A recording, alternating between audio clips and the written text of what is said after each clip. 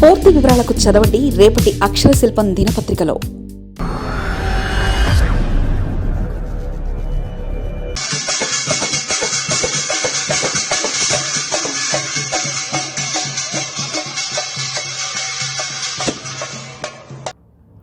మొత్తం మీద మున్సిపల్ హస్తగతం. తెలంగాణలో చేయి తిరిగిన విజయం. 6 కార్పొరేషన్లు, 66 మున్సిపాలిటీలు కాంగ్రెస్ కైవసం. BRS 13, Karimnagar corporation గులాబీపరం.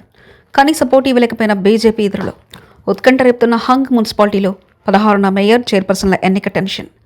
Telangana municipal ఎన్నికల ఫలితాలు వెలువడడంతో రాష్ట్ర వ్యాప్తంగా రాజకీయ ముఖచిత్రం స్పష్టమైంది. అధికార కాంగ్రెస్ పార్టీ తన హవాను చాటుకోగా ప్రతిపక్ష బీఆర్ఎస్ 2వ స్థానంలో సరిపెట్టుకుంది. అయితే అనేక చోట్ల ఏ పార్టీకి స్పష్టమైన మెజార్టీ రాకపోవడంతో హంగ్ మున్సిపాలిటీలే ఇప్పుడు రాజకీయ చదరంగంలో కేంద్ర బిందువులుగా మారాయి. దీంతో తెలంగాణలో క్యాంపు రాజకీయాలు కాకపుట్టిస్తున్నాయి. హంగ్ ఫలితాలు వచ్చిన ప్రాంతాల్లో పార్టీలు ఇప్పటికీ తమ అభ్యర్థులను జిల్లాలే కాదు రాష్ట్రాన్ని దాటించాయి. పార్టీల బలాబలాలు తేలిపోవడంతో ఇప్పుడు అందరి దృష్టి మేయర్, చైర్పర్సన్ పీటలపై పడింది. ఫిబ్రవరి 16న జరగనున్న పరోక్ష ఎన్నికల ప్రక్రియ రాష్ట్ర రాజకీయాల్లో అత్యంత కీలకంగా మారింది.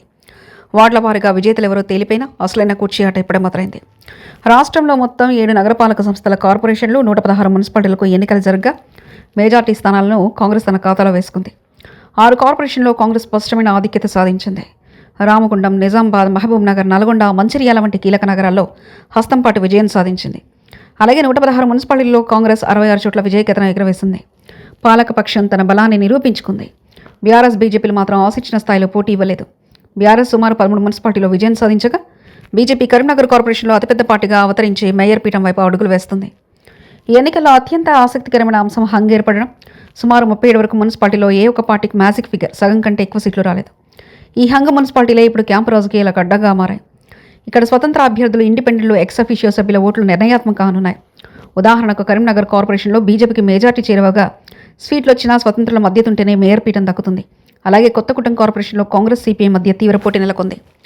హంగ్ ఏర్పడిన చోట తక్కువ మెజార్టీ ఉన్న మున్సిపాలిటీలో అభ్యర్థులను కాపాడుకోవడం పార్టీలకు తలనొప్పిగా మారింది. గెలిచిన స్వతంత్రులను తమ వైపు తిప్పుకునేందుకు ప్రధాన పార్టీలు భారీ ఆఫర్లు ఇస్తున్నట్లు సమాచారం. ఫిబ్రవరి 16న జరిగే పరోక్ష ఎన్నికల వరకు తమ అభ్యర్థులు చేజారిపోకుండా ఉండేందుకు పార్టీలు వారిని నగరానికి దూరంగా రిసార్ట్లకు తరలించాయి. పార్టీ గుర్తుపై గెలిచిన వారు విప్ను ధిక్కరిస్తే పదవి పోతుందని తెలిసిన లోపాయికారి ఒప్పందాల భయం పార్టీలను వెంటాడుతుంది. ఇదిలా ఉంటే ఈసారి రాష్ట్ర ఎన్నికల సంఘం క్యాంపు రాజకీయాలపై ఉక్కుపాదం మోపింది.